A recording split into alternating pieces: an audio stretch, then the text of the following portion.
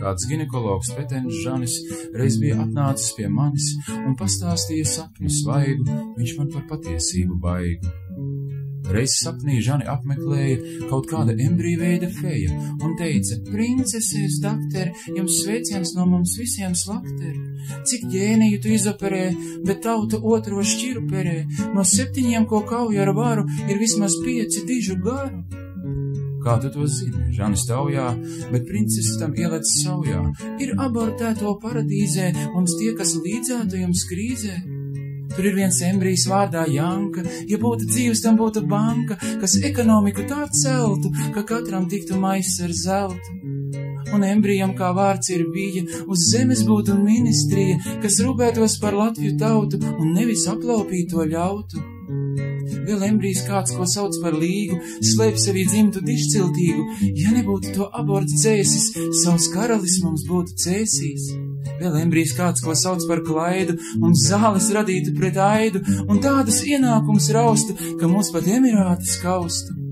Un vēl viens embrijs saukts par tāli, mums dzējotu tik ģeniāli, un atkal tautu saliedētu, ka augt un vairoties tā spētu.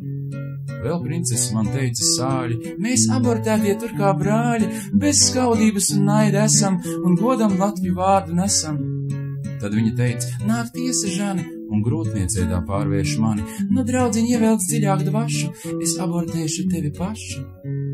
Kā zarnu mani plēsa laukā, un svieda atkritumu traukā.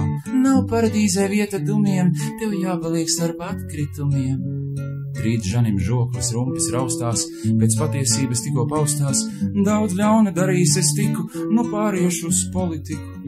Man šķiet es embrijs dišciltīgais, un karalis drīz kļūšu Rīgai. Es visu sēklu izlietošu, un tautai dižu cilti došu. Jau Žanis pakāpies uz galda, tam šķiet viņš karals jau kas valda. Hei, embriji, jūs paradīzē, es ģēnijs, kas var līdzēt krīzē. Tam nesanāca lietot sēklu, jo apvilka tam trako kreklu.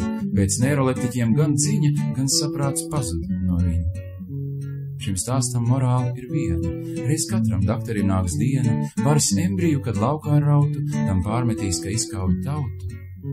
Bet kā gan drakos jākris valdīt, tos, kuriem velti baušļus skaldīt, nav fals, vien regulējams statīvs, šķiet kompromiss.